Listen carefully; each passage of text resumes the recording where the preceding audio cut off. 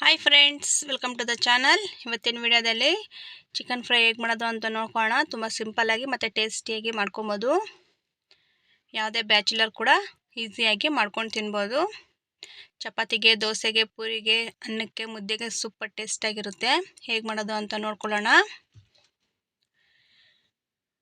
ಇಲ್ಲಿ ನಾನು ಒಂದು ಬಾಣಲೆ ತೊಗೊಂಡಿದ್ದೀನಿ. ಬಾಣಲೆಗೆ ಒಂದು 5 ಟೇಬಲ್ ಸ್ಪೂನ್ ಆಗೋಷ್ಟು ಎಣ್ಣೆ ಮತ್ತು 2 ಟೇಬಲ್ ಸ್ಪೂನ್ ಆಗೋಷ್ಟು ತುಪ್ಪ ಹಾಕ್ಕೊಂಡಿದ್ದೀನಿ. ತುಪ್ಪ ಮತ್ತು ಎಣ್ಣೆ ಕಾದ್ಮೇಲೆ 1-2 ಈರುಳ್ಳಿನ ಉದ್ದುದ್ದುಗೆ ಕಟ್ ಮಾಡಿ ಹಾಕ್ಕೊಳ್ತಿದ್ದೀನಿ. ಶುಂಠಿ ಮತ್ತು ಬೆಳ್ಳುಳ್ಳಿನ ಚೆನ್ನಾಗಿ ಜಜ್ಜಿ ಅದನ್ನು ಕೂಡ ಹಾಕ್ಕೊಂಡು ಚೆನ್ನಾಗಿ ಫ್ರೈ ಮಾಡ್ಕೊಳ್ಳೋಣ. ಈಗ ಇದಕ್ಕೆ ಒಂದು 4 ಹಸಿರುಮೆಣಸಿನ್ಕಾಯಿ ಹಾಕ್ಕೊಳ್ತಿದ್ದೀನಿ, ಕಟ್ ಮಾಡ್ತಾಯಿಲ್ಲ. ಹಾಗೆಯೇ ಹಾಕ್ಕೊಂಡು ಚೆನ್ನಾಗಿ ಫ್ರೈ ಮಾಡ್ಕೊಳ್ಳೋಣ. ಈರುಳ್ಳಿ ಫ್ರೈ ಸ್ವಲ್ಪ ಆದಮೇಲೆ ಇದಕ್ಕೆ ಕಟ್ ಮಾಡಿ ಇಟ್ಕೊಂಡಿರೋ ಪುದೀನ ಮತ್ತು ಕೊತ್ತಂಬರಿ ಸೊಪ್ಪನ್ನು ಕೂಡ ಹಾಕ್ಕೊಂಡು ಚೆನ್ನಾಗಿ ಫ್ರೈ ಮಾಡ್ಕೊಳ್ತಾ ಇದ್ದೀನಿ.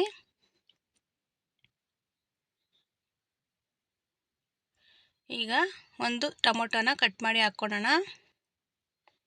ಈಗ ಟೊಮೊಟೊ ಮತ್ತು ಈರುಳ್ಳಿ ಚೆನ್ನಾಗಿ ಸಾಫ್ಟ್ ಆಗೋವರೆಗೂ ಫ್ರೈ ಮಾಡ್ಕೊಳ್ತಾ ಇರೋಣ.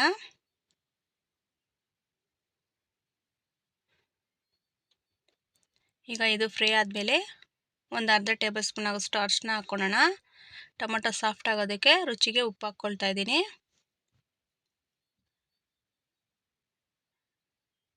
ಉಪ್ಪು ಹಾಕ್ಕೊಂಡಿದ್ದಾದಮೇಲೆ ಸ್ವಲ್ಪ ಹೊತ್ತು ಮಿಕ್ಸ್ ಮಾಡಿಕೊಂಡು ತೊಳೆದಿಟ್ಕೊಂಡಿರೋ 1 kg ಚಿಕನ್ 1.5 kg ಚಿಕನ್ ಹಾಕ್ಕೊಳ್ತಾ ಇದ್ದೀನಿ.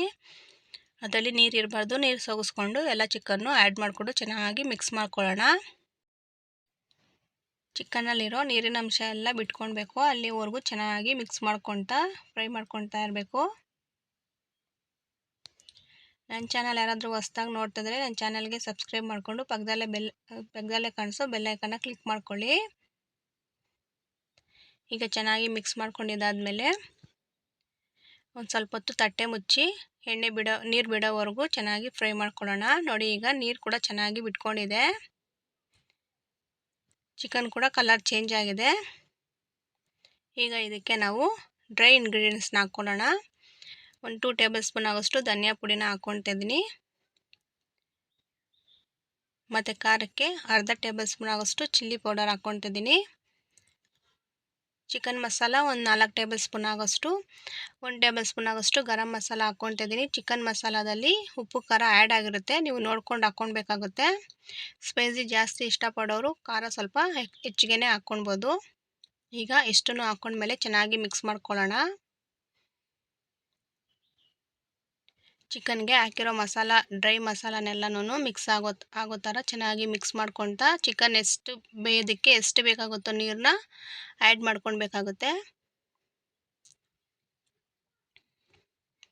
ನೋಡಿ, ಈಗ ಒಂದು ಅರ್ಧ ಲೋಟ ಆಗೋಷ್ಟು ನೀರನ್ನ ಹಾಕ್ಬಿಟ್ಟು ಚೆನ್ನಾಗಿ ಮಿಕ್ಸ್ ಮಾಡ್ತಾಯಿದ್ದೀನಿ.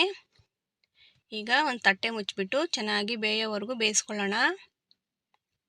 ಈಗ ನೋಡಿ, ಬೆಂದಿದೆ. ಈಗ ಲಾಸ್ಟಲ್ಲಿ ಸ್ವಲ್ಪ ಹೊತ್ತು ಲೋ ಫ್ಲೇಮಲ್ಲೇ ಇಟ್ಕೊಂಡು ಕುದಿಸ್ಕೊಂಡ್ರೆ ಇನ್ನೂ ಸ್ವಲ್ಪ ಗಟ್ಟಿ ಆಗಿಬಿಡುತ್ತೆ.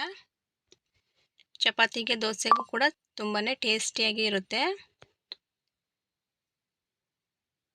ಅನ್ನಕ್ಕಂತೂ ಹಾಕ್ಕೊಂಡು ಕಲಿಸ್ಕೊಂಡು ತಿಂತಿದ್ರೆ ಬಿರಿಯಾನಿ ಥರ ಟೇಸ್ಟ್ ಬರುತ್ತೆ. ನೀವು ಒಂದ್ಸಲ ಟ್ರೈ ಮಾಡಿ, ಸೂಪರಾಗಿ ಬರುತ್ತೆ. ಈಗ ನೋಡಿ, ಚೆನ್ನಾಗಿ ಮಿಕ್ಸ್ ಮಾಡಿಕೊಂಡೆ. ಈಗ ಚೆನ್ನಾಗಿ ಬೆಂದಿದೆ. ಇದಕ್ಕೆ ಲಾಸ್ಟಲ್ಲಿ ಒಂದು ಅರ್ಧ ನಿಂಬೆಹಣ್ಣು ಆಗೋಷ್ಟು ರಸನ ಹಾಕ್ಕೊಳ್ತಾ ಇದ್ದೀನಿ. ಕಟ್ ಮಾಡಿ ಇಟ್ಕೊಂಡಿರೋ ಕೊತ್ತಂಬರಿ ಸೊಪ್ಪು ಲಾಸ್ಟಲ್ಲಿ ಹಾಕ್ಬಿಟ್ಟು ಸ್ಟವ್ ಆಫ್ ಮಾಡ್ಕೊಳ್ಳೋಣ.